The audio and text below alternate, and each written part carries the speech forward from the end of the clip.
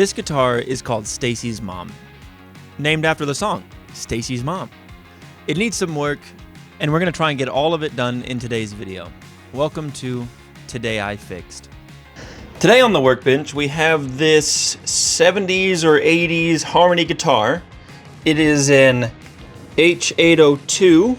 It still has its inspected by sticker. It is inspected by FSH. I tried finding some stuff on that one and I couldn't find who FSH was. I'm pretty sure it's just who inspected the guitar that day. But today we're going to work on this guitar.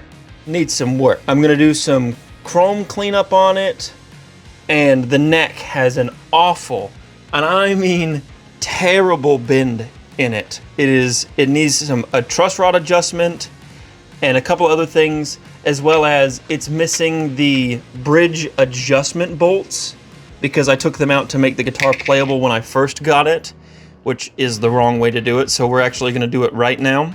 It also has some dirt in the potentiometers that need to be cleaned out, and the switches also need to be cleaned. So we're going to do a full electronics clean, maybe a rewire, which I'm not going to change much. It just needs to be cleaned, really. In summary, all of my yapping: electronics refresh and a neck reset, a neck adjustment, truss rod adjustment, really, as well as a full clean, because this thing is disgusting. First things first, I need to take the strings off of it.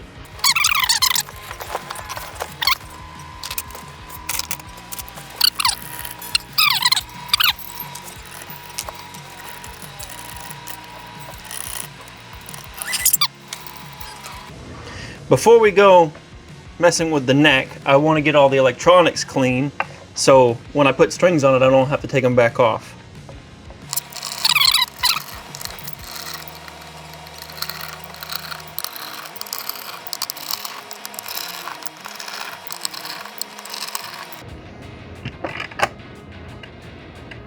We've got the screws out. Now we just open her up.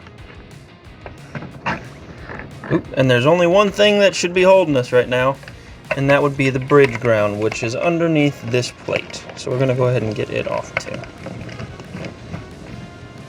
Maybe it's under this plate. I think it might be under this. We'll just pull it all off. No reason not to. Huzzah! Yes. It is under there. And this thing is disgusting. Look at all this. Look at all that gunge. Yuck. I pulled that out from in there. Ugh. Gross. Glad I pulled that off. You know what? Once we get this off, this thing is gonna get a bath. It needs some cleaning. You got the electronics. We'll look at that in a second. While we're at it, I might as well go ahead and take the neck off too, just because I want to see what's in the pocket. If there's anything in that neck pocket, like a shim or anything that would make the neck sit up like this or down like this, I need to know if they're in there before I do my adjustments. I'm gonna clean all this dirt off of this real quick. Okay, let me get you in here. Look at this thing. This thing is gross.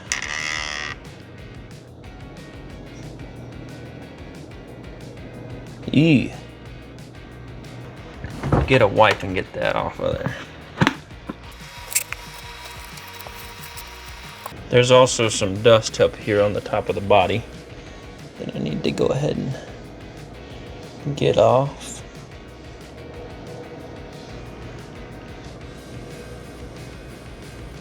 I don't know who did all that, but I definitely didn't. I did not put all this dirt in here. I've got another technique I want to use for cleaning this. Even though this is already pretty good, I'm going to try another technique I want to try out. To make it a little easier on myself, I'm actually just going to use the drill to take the neck off. And there she is. There isn't a shim in here, but there does look to be extra holes. I don't know what those are for. Oh, you know what those are?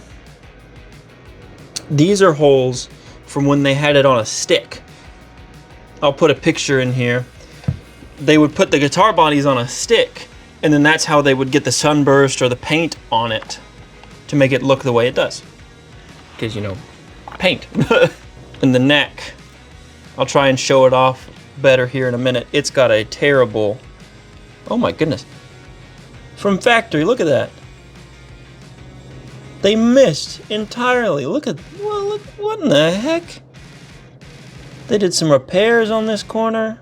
Sadly, I don't know if I want to fix that. I mean, it was playing just fine. It was on there just fine. But this neck, you can see it. It's got a freaking bend and a half in it. Now that we've got it torn down, we can go ahead and jump over to our electronics here. All right, there's not really a need to go down this far, but I'm gonna go ahead and just blow this thing apart. We're gonna go all the way down with it so I can get all the nooks and crannies and clean the whole thing out.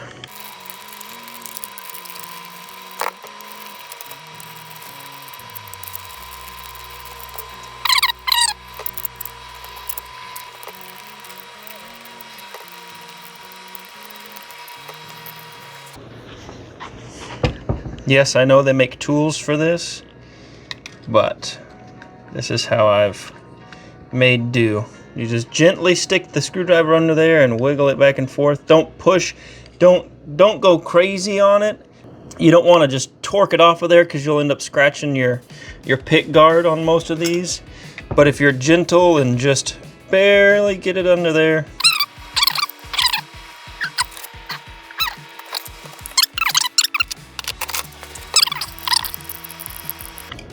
and I believe I'm the first one to ever go this deep into this guitar, because there's still little bits of like paper cover, little wax paper cover for what would have been on the pick guard when this was new. We're also going to clean this, but we'll do that when we go to put these all back in. It's also occurred to me that now that I have the electronics out, I did not get you guys a before demo of showing you what it sounds like before. But it's not really a worry so much about what the guitar sounded like before, but more like what the pots sounded like. So I'm gonna go ahead and plug it in and show you how scratchy and whether or not these work like they're supposed to, because I don't even remember if those work like they're supposed to, but we're gonna clean it all anyways. But I'll show you what it sounds like. A friend needed to borrow my guitar cable, so I let him borrow my the one I use for testing. So we have a different cable today. You don't get my normal blue one. Amp's turned on now. And we should make sure this is all the way up. Ah, there we go. We've got this switch on and off, which does nothing. Turn this one on. Okay, that switch turns this on. And then this, I don't know what this switch does. I'll do some research and I'll explain how the circuit in this guitar works on that notebook thing that I keep doing. But we also have, see if you guys can hear it here. When you turn the knobs, there we go, that's a little bit. Here, I'll put my microphone over here by it. When I turn this knob, it's really scratchy and okay, not as scratchy as it used to be, apparently. But same with the switches. They make a lot of noise when you move them back and forth. So we're gonna go ahead and just electronics cleaner them, make sure everything's working like it's supposed to, clean the pickups, and put this back together. This explanation is going to get very complicated very quickly. So I'm going to try and keep it as simple as I physically can. Just try and follow along as best you can. I've been doing research for the last probably hour and staring at a diagram that I drew on my notebook over here, my cheat sheet to try and explain this.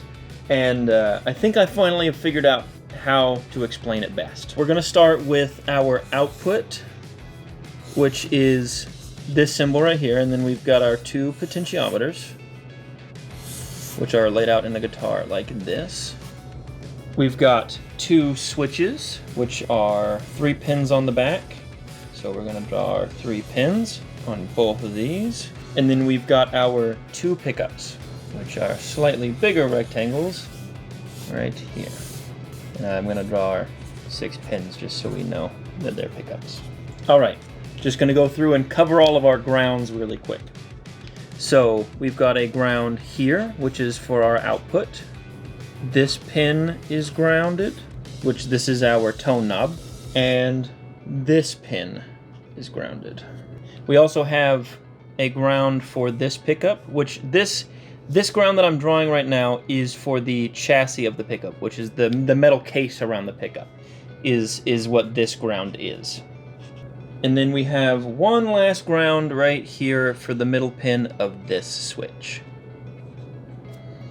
Lots and lots of grounds in this guitar. And to start explaining our signal path, we're going to actually start over here with our output jack. So we're working backwards towards the pickups. From our output, we go from, let me make sure I'm right here. Yep, we go from here all the way over to this middle pin right here. So our output is coming from this middle pin. We also have a capacitor that is in here, which is this symbol right here, which goes to the middle pin on this pickup. This is our tone capacitor. And then from our volume knob, this pin, our output comes from here on this switch. And to start explaining our signal path for our pickups, I'm going to start with just the bridge pickup. Because we have the ground for the case, but we don't have the ground for the pickup, both of these are actually just, we have a wire on either end of the coil of wires that is the pickup. So we both have the negative side of the coil and the positive side of the coil, as well as the chassis ground, which is our 3 wires coming out of the pickup. And one side of this coil is straight to ground, and the other side of this pickup goes over here to this pin. And then we have a connecting wire that goes to this middle pin. To summarize the circuit, the path of this pickup, when this switch is in this position, so these two are connected, this goes from ground all the way over here to this pin, and then this switch has to be in this position. This circuit explanation is with this switch in the on position, which is this direction, so these 2 pins are connected, and this switch in the off position, which is that direction, so these 2 pins are connected. You've got your negative on the coil, it goes in, goes around, goes around, goes around, comes out, goes to this pin, runs to this, runs through here, and then goes out here. And that is the circuit path for this pickup. Now where things get a little complicated is you've got a second pickup here, and the circuit path for this one is one side of this pickup's coil goes here, and the other side of this pickup's coil goes here. And you're like, that doesn't seem so complicated, that's just 2 extra wires. And you're right, it's just 2 extra wires, but this is the part that took me an hour to figure out. And our switches are in the position they were before, so we've got one down and one up. This pickup is the only one on. But if we switch those positions, so we've got this one up and this one down, this pickup is grounded. So we've switched this switch from here to here. This pickup now has ground connected to both sides. And this pickup now has this wire connected to ground because these 2 pins are connected. So we've got ground on this side, and then because we've switched switch positions, this one now comes out and goes straight here. And if we were to turn this one back to the off position, it would create a loop within itself because of this wire right here. With both switches in the down position, which is on, we've got the signal path goes from this ground into these coils, into these coils, into these coils, out to this coil, into this coil, into this, around and around and around, and then out to all of our potentiometers down here. Both pickups are actually wired in series instead of parallel, and that's why it's so complicated to make the switches work the way you want them to be able to turn them both on and off. Side note, now that I've forgot to explain a little bit extra, our output wire here is connected to this pin. So when this knob is turned all the way up, these 2 are connected. And when you turn it all the way down, this wire, which is the output, connects to the ground, grounding out the signal, meaning the guitar makes no noise.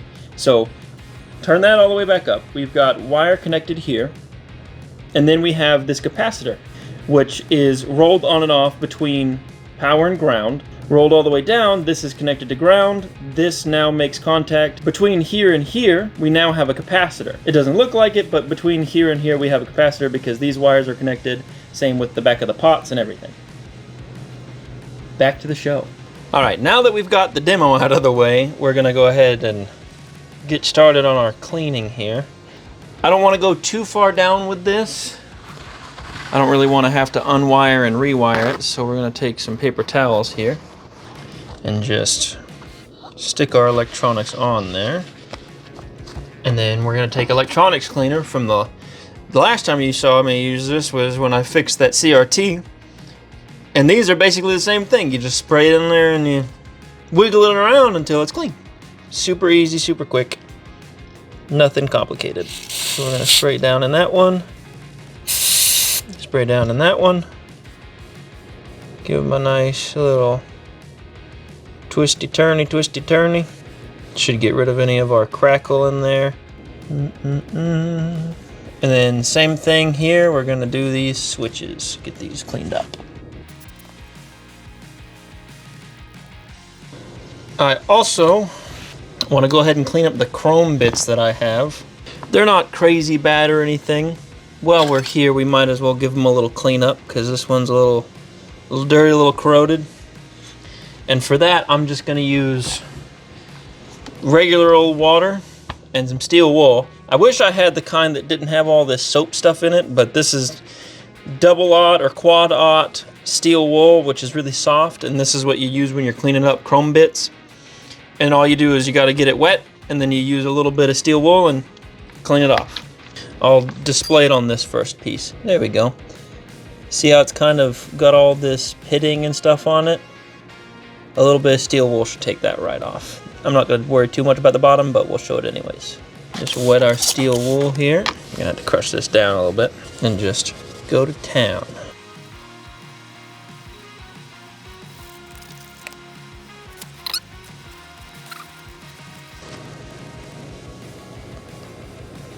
Got rid of a lot of the pitting. It's a little hard to get into some of these spots, and there's still smudges all over it, but all things considered, it looks a heck of a lot better. I'm gonna go ahead and do the same thing for this chrome, and then the chrome that's on the pickups as well.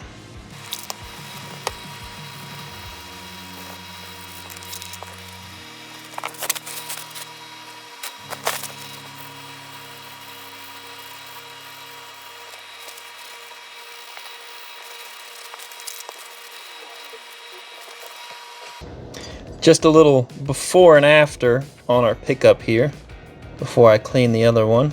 You can see where where the strings were, so you can't get to where there's less scratches because the strings, but all of the pitting and all of the dirt is gone. So we're gonna go ahead and hit the other one too.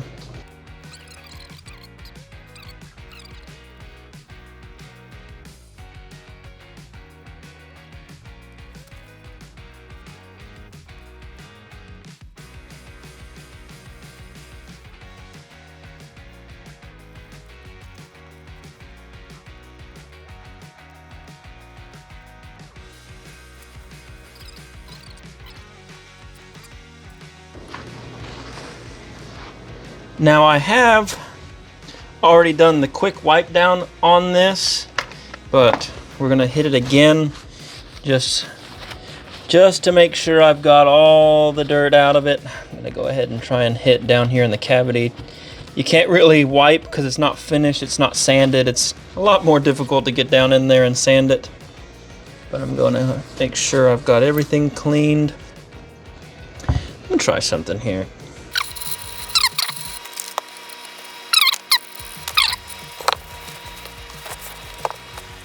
You know, something I find really interesting is the way they do the sunburst pattern on these. It's not crazy complicated, but it's really interesting to me.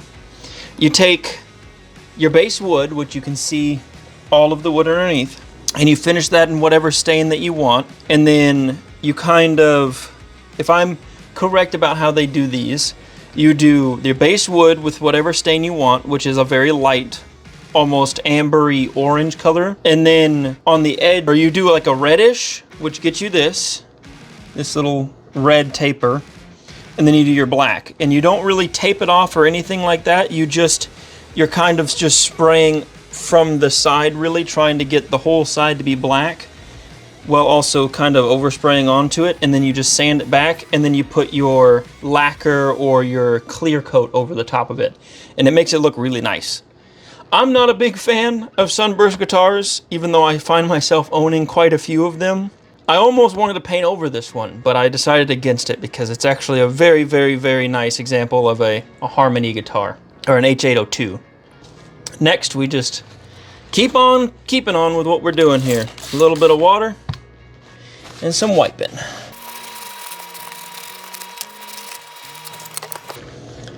And the headstock looks all right. This doesn't look too dirty to me. I don't think I'm gonna go crazy on the cleanup on the neck. I think it's just fine. I don't think there's anything I really need to touch up on it. The headstock looks perfect to me. Maybe a little bit of cleanup on the tuners, but nothing crazy. Just gonna wipe them off. Now we can go ahead and start putting our electronics back together. So I'm gonna go ahead and just dump out my screw bucket here, so I have an easier time getting to all of them.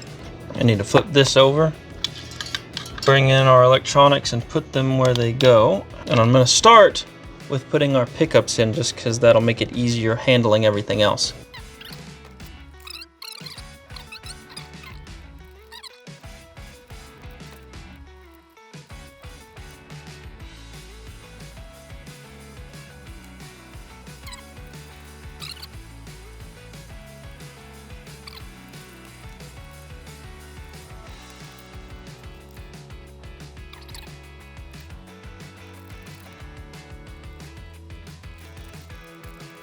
Now, you want to make sure you get all the washers that were on the inside back in there.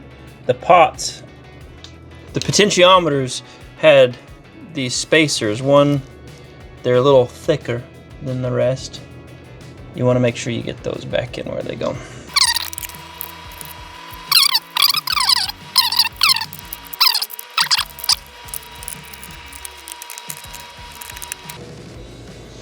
And when you're tightening these down, make sure that the back does not spin or you'll break something. As you're tightening, you don't want the back part to spin. And last but not least, which I see I've missed something, I'm going to clean the switches off and put them back in.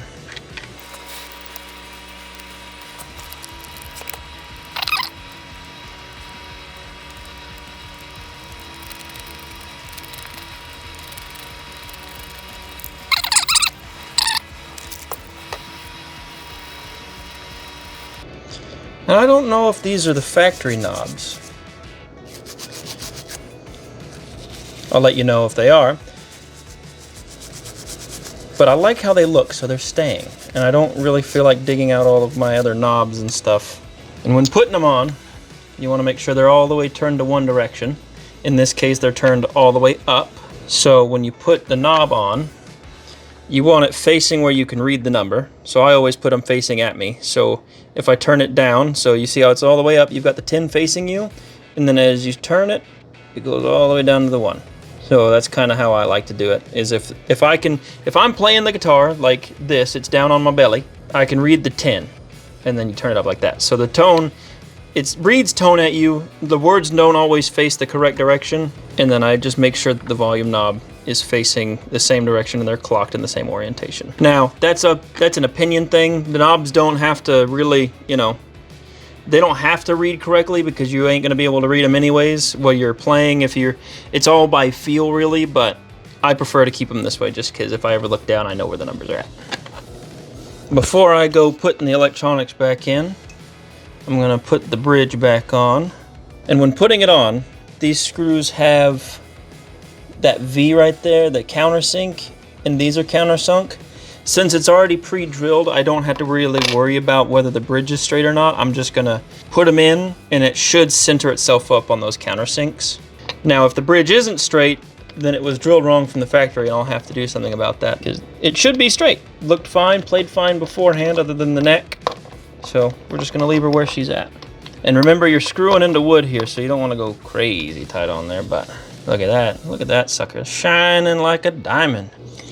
Gonna make sure our bridge wire is fed back up and through, just like that.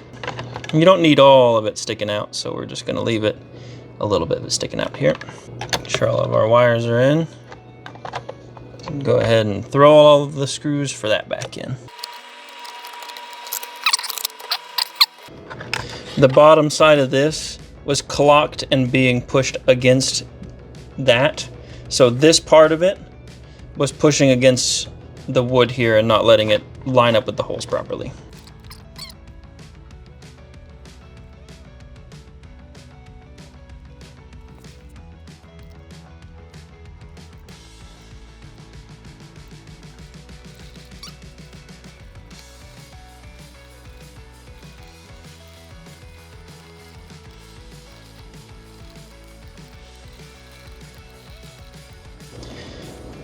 Now that we're putting the bridge on, you want to make sure that this wire is touching underneath here. So I'm going to stick it between the two screws so that it has a way to actually be held down. So now that I've got that in place, I don't want to move it. Make sure the wire is not sticking out so it doesn't look too bad. Bend it a little bit like that. Now I'm 100% sure that the wire is touching. Start our screws. Get them screwed down.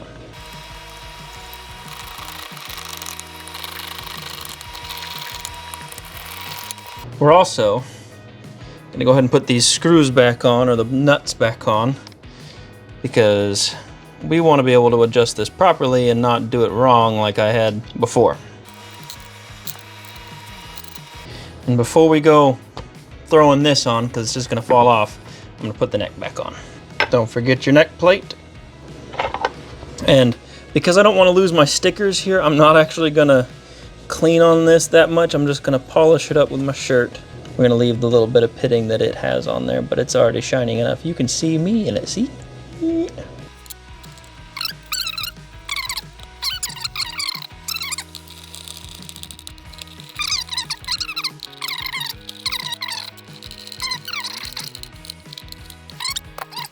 Throw this on, and all that's left is for me to go get some strings. So I will be back when I've got those. It's a new day. No, I'm kidding. I'm not gonna do that, I'm kidding. It's a new day, and I've got some strings to throw on this sucker before we go adjusting the neck. So let's get these thrown on.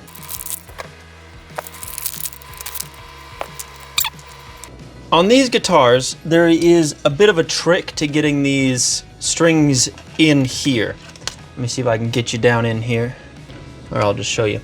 So if you look down in the guitar, there's little fingers, and you want to get, and they're facing back like this with the top over it. So you can't see the fingers, but they're underneath the top.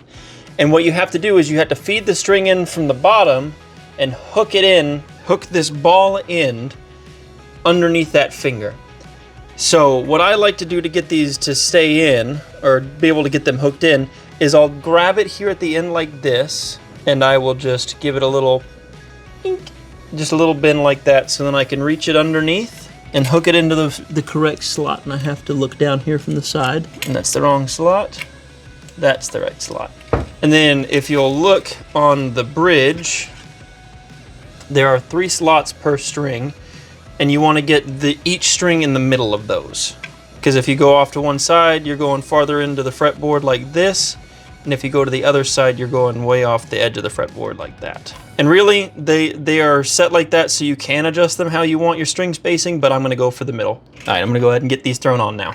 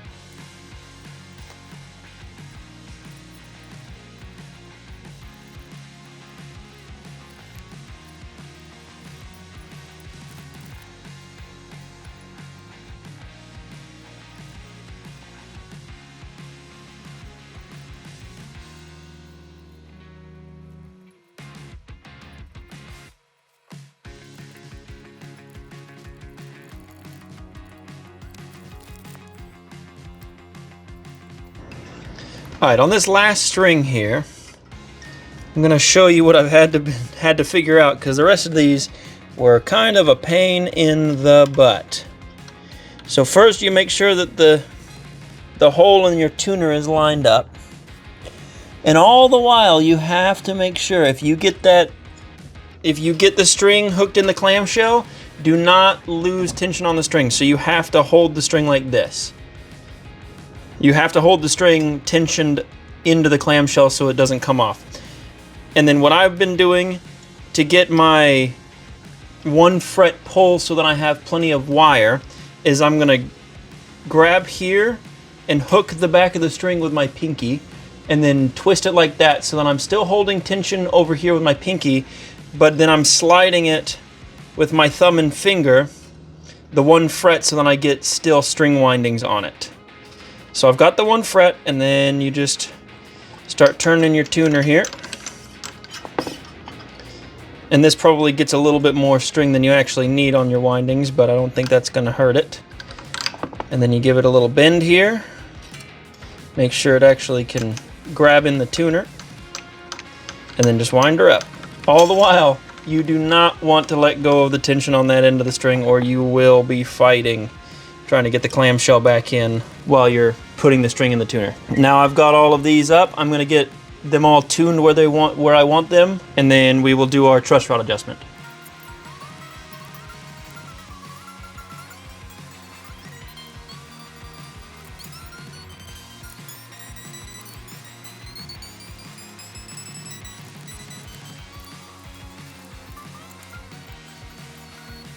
That's gonna be close enough for now because we're about to have to mess with truss rod adjustments and stuff. But as you can see, looking at it from the side, it might not be as obvious, but the strings are really high off the fretboard, and it's got this bend to it. It does this, and the strings are closer to the fretboard up here. See how it's really, really close? And then they're really far off like that. You can kind of see that the neck has got a bend to it. And the way you fix that is you turn this little thing right here. There's a nut on the bottom of the neck here that you're gonna have to turn. And now that I've got them tuned and I know how far it needs to go, I'm gonna go ahead and loosen off some of our string tension.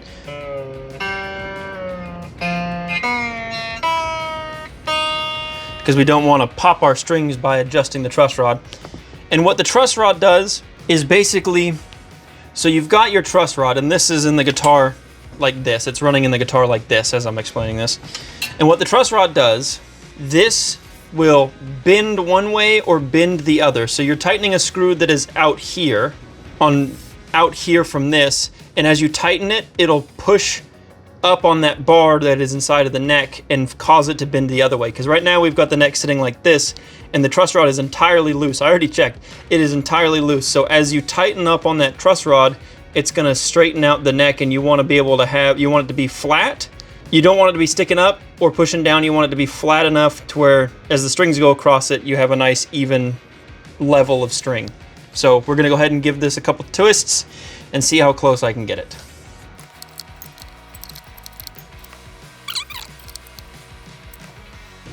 We're gaining room up here on the top, which is good, and we're actually lowering the action down here, so we want to go till we have a nice middle ground. We actually want to go until the strings are touching down here because we have no adjustment for string height here. And it's all a balancing act between truss rod tightness and these screws right here.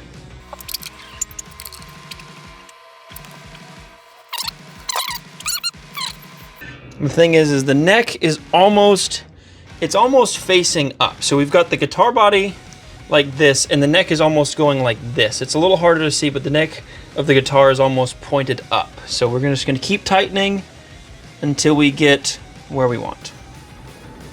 So the neck is actually really straight now, but the action is still, I can fit a whole screwdriver underneath it. It's really high up off the fretboard, higher than I'd like it. So I might have to shim it. I'm gonna go ahead and let it sit for a little while and marinate with that truss rod adjustment because I don't want to keep cranking on it. I might break the neck if I go too far. So we're gonna leave it where it's at for now, let it settle overnight, and then we will come back tomorrow and continue adjusting. But we still have this problem of super high action down here, and you can see it right now. The bridge, or the neck is aimed that direction. So I'm gonna have to take the neck off and add a shim to it so that it leans back more or sits more level with the guitar. Because I'm not gonna remove these bolts here because it needs them. You're supposed to have them in there, and I don't wanna just remove it and call it good. So we're gonna open this up and put a couple, maybe pieces of paper or some layers of cardboard or something. I'll figure it out when I get there. I know cardboard and paper are completely wrong, but I don't know that I have wooden shims right now. So we're gonna get the neck off. We're gonna take all the strings back off, get the neck off, and we'll take a look when we get in there.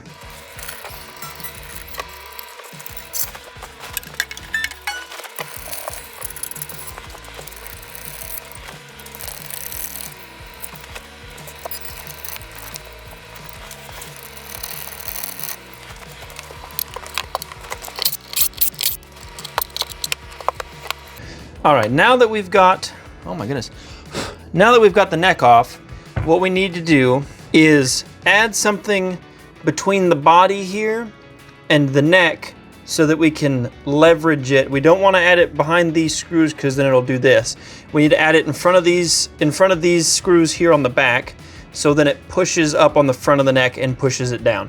So I think I'm gonna try layering, I don't know, probably some paper or some, maybe shave down a popsicle stick if I can find one. Let me go see what I can find and I'll be back. All right, so I actually can't get that as thin as I want, as fast as I want. So I'm going to take a couple pieces of this thicker note card here, cut them down to size, and see how many it takes to get the neck where I want it.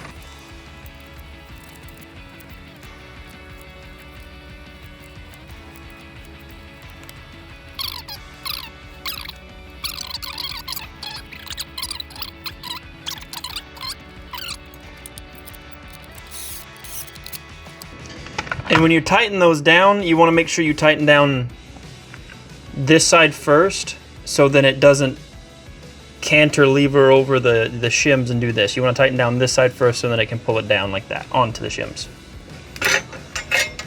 Do the same check we've been doing, which actually now I can't even get the flat edge because the clamshell down here.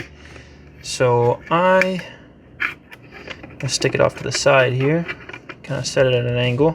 And that definitely brought it down. I think that actually might be good, because if I get it, it's actually, if I bend it a little bit and get it between the bridge nut, or the bridge screw and the side of the clamshell, we're actually sitting flat against the neck and sitting directly on the bridge right now. So I would actually have to raise the strings. So I'm gonna go ahead and throw the screws in for the neck and throw a string or two back on and just check.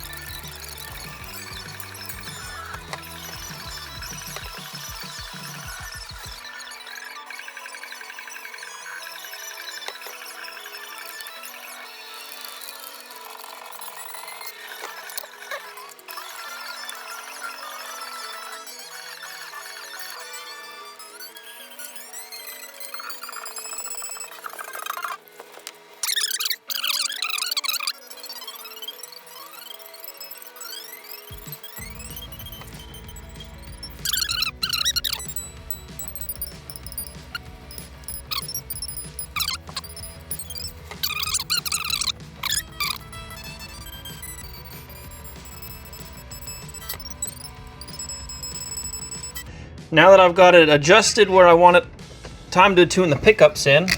And for this, I don't need the don't need the tuner. I actually need to hook it into my guitar amp over here. So I've got this pickup about 1/4 inch from the strings. And with this pickup on, we have a certain level of volume, so I'll play it. And then as I let this string ring out, I'm going to switch it to this pickup. And you'll notice there's a discrepancy because one pickup is a lot higher than the other one. So I'm going to let it ring out and then switch.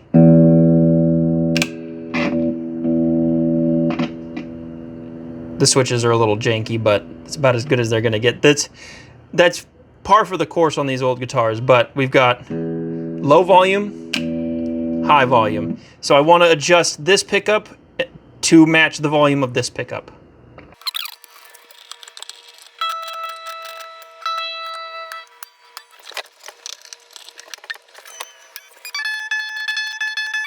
All right, I've got them about where I want them. Now it's time to actually play it and see how she sounds and see how she feels.